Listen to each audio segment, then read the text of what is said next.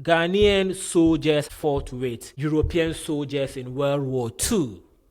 They were promised pension, and then they were promised self-governance if they were going to join the Allied forces, America, UK, to fight against the Germans. And Ghanaian soldiers fought. When they came back home, they didn't receive their pension, they didn't receive their self-governance they were promised. So on February 24th, 1948, they started marching towards where the British seat of government was, now known as Osu Castle. The head of the British police ordered the British police and soldiers to open fire on the Ghanaian war veterans who were marching for their pension.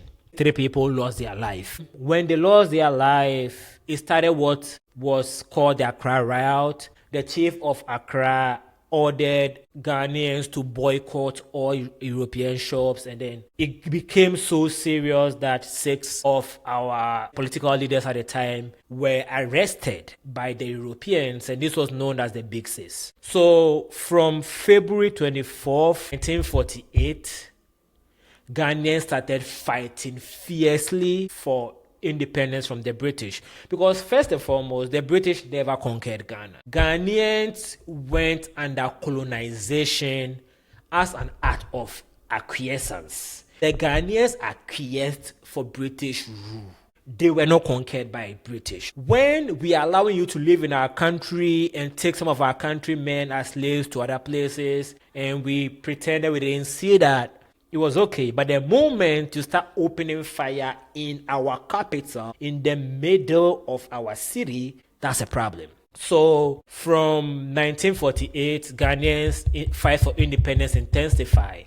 And that fight for independence went beyond political. It got into the church. So the Apostolic Church of Ghana at this point still held allegiance to the Apostolic Church of UK, and all decisions affecting the Apostolic Church of Ghana was done in Brantford, UK. So the Ghanaian Christians were like, no, we don't want that anymore. We want to be bifurcated from the Apostolic Church in the UK. And the Apostolic Church of Ghana refused to oblige, and so they decided to start their own church known as the Church of Pentecost. Until date, the Pentecostal Church or the Pentecostal movement is the biggest Christian denomination in Ghana, because the Pentecostal movement was started by Ghanaians